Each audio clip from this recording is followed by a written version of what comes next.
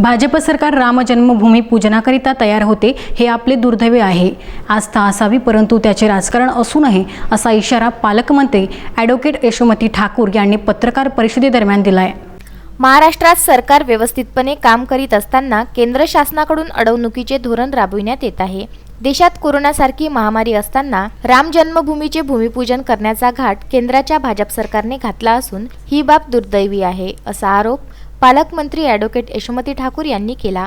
त्या अमरावती काँग्रेस कमिटीच्या पत्रकार परिषदेत बोलत होत्या। 2014 मध्ये भाजप सरकारने निवडणुकीदरम्यान मोठी आश्वासने जनतेला दिली होती, परंतु ती आश्वासन कुठेच पूर्ण केलेली दिसत नाही। राज्यात सरकार पूर्णपणे व्यवस्थित काम करीत असताना केंद्र सरकारने अडवणुकीचे धोरण अवलंबून महाराष्ट्र शासनाला बदनाम करण्याचा प्रकार होत आहे। केंद्राकडे महाराष्ट्र शासनाने 45,000 मेट्रिक टन युरिया मागितला असता प्रत्यक्ष फक्त 17,000 मेट्रिक टन पाठविण्यात आला। महाराष्ट्र शासनाने दुधाला 5 रुपये अनुदान दिले, दुधाची निर्यात केली, परंतु दूध भुकटीचे आणि दुधाचे भाव पाडण्याकरिता केंद्र सरकारने दूध पावडर भारत देशात आयात करण्यात आली। एकीकडे देशावर मोठे संकट असताना कोरोनासारख्या महामारीत भाजप सरकार राम जन्मभूमी भूमिपूजन करण्याकरिता तयार होते हे आपले दुर्दैव आहे। आस्था असावी परंतु त्याचे राजकारण असू नये असा इशारा पालकमंत्री यशोमती ठाकूर यांनी दिला।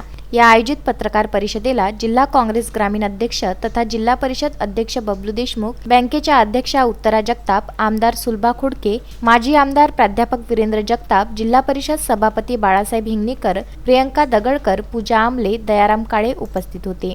सुरेंद्र बिसने, विदर्भ न्यूज, अमरावती।